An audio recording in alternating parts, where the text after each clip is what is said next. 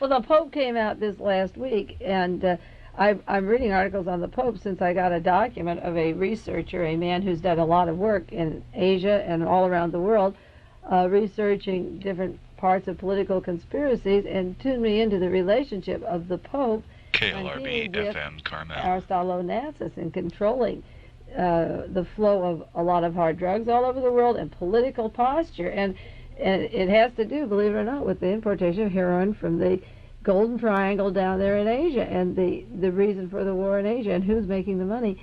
So I began, after I received this information, and never included the Pope in conspiracies, began to read. I thought, well, I'll start reading some articles about the Pope. And 2 days later, this was just last week after we met this man in San Francisco on the weekend, there was an article that the Pope came out against sex, that sex leads to drugs. Did you see that article? And that sex, and knowing that people like sex, then you say, well, then they're all going to be drugged, and then he's in on the drug traffic. It oversimplifies it, but as people are getting freer with their body and getting more liberated and can express themselves, then he relates that taking drugs is cause it starts with sex.